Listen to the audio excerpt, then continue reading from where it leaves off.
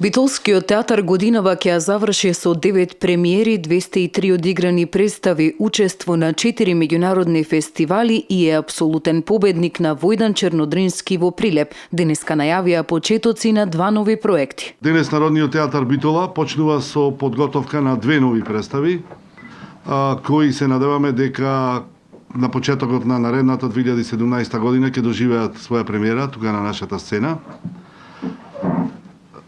Првата представа која почнува со подготовки денес е светската преизведба на текстот на Идо Натањаху за смислата на животот. Морам да напоменам дека е ова работен наслов на представата. И втората причина заради која ве поканивме денес, тоа е новиот проект на нашиот режисер Јован Ристовски по текст на Питер Турини, кој се вика Грил Парцер во секс шоп или во секси шоп.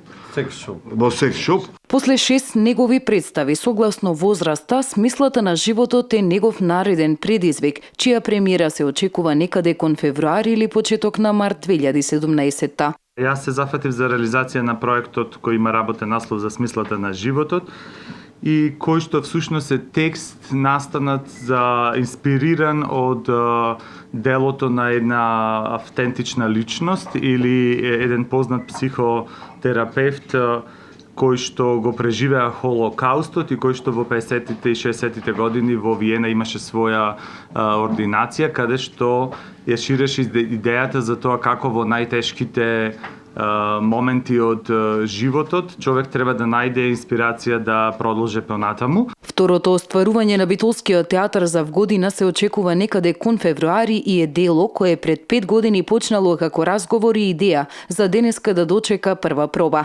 Трагикомедија за 18+ е Гил Парцер во секс шоп. Представата ќе биде за 18+, но во однос на публиката тоа не значи дека ќе има внатре сексуални перверзии или некакви си порно делови. Всушност тоа се работи Грил Парцер во самиот наслов, еден романтичар, автор од Австрија, кој бил спаѓал во тој дел од книжевноста, романтичар, и всушност Питер Турини, авторот, го става еден романтичар во секси шоп, односно во денешниот современ свет на пластиката.